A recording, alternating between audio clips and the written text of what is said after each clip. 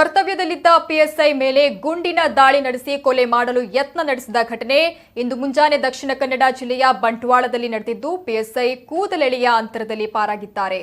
ಕೊಲೆಗೆ ಯತ್ನಿಸಿದ ದುಷ್ಕರ್ಮಿಯನ್ನ ಪೊಲೀಸರು ಬಂಧಿಸಿದ್ದಾರೆ. ವಿಟ್ಲ ಕೊಡಂಗೆ ಚೆಕ್ ಪೋಸ್ಟ್ನಲ್ಲಿ ಇಂದು ಮುಂಜಾನೆ ಈ ವೇಳೆ ಘಟನೆ ನಡೆದಿದೆ. ದುಷ್ಕರ್ಮಿಗಳಿಂದ ನಡೆದಿರುವ ಕೃತ್ಯದಿಂದ ಯಾವುದೇ ರೀತಿಯ ಪ್ರಾಣಹಾನಿ ಸಂಭವಿಸಿಲ್ಲ. ವಿಟ್ಲ ಸಮೀಪದ ಸಾಲೆತ್ತೂರು ಕೊಡಂಗೆ ಚೆಕ್ ಪೋಸ್ಟ್ನಲ್ಲಿ ವಿನೋದ್ ರೆಡ್ಡಿ ಮತ್ತು ಸಿಬ್ಬಂದಿಗಳು ವಾಹನಗಳ ತಪಾಸಣೆ ನಡೆಸ್ತಾ ಇದ್ದ ವೇಳೆ ಬಿಳಿ ಬಣ್ಣದ ಕಾರಿನಲ್ಲಿದ್ದ ದುಷ್ಕರ್ಮಿಯೋರ್ವ ಎಸ್ಐ ವಿನೋದ್ ರೆಡ್ಡಿ ಮೇಲೆ ಗುಂಡಿನ ದಾಳಿ ನಡೆಸಿ ಪರಾರಿಯಾಗಲು ಯತ್ನಿಸಿದ್ದಾನೆ. ಕೂಡಲೇ ಕಾರ್ಯಾಚರಣೆ ನಡೆಸಿದ ಸಿಬ್ಬಂದಿಗಳು ಜೀವದ ಹಂಗು ತೊರೆದು ಆರೋಪಿಯನ್ನ ವಶಕ್ಕೆ ಪಡೆದುಕೊಂಡು ವಿಚಾರಣೆಯನ್ನ ನಡೆಸ್ತಾ ಇದ್ದಾರೆ.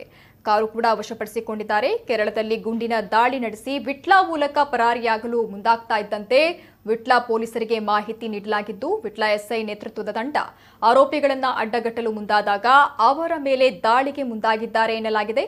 ಈ ಬಗ್ಗೆ ವಿಟ್ಲ ಠಾಣೆಯಲ್ಲಿ ಪ್ರಕರಣ ದಾಖಲಾಗಿದ್ದು ತನಿಖೆ ಮುಂದುವರೆದಿದೆ.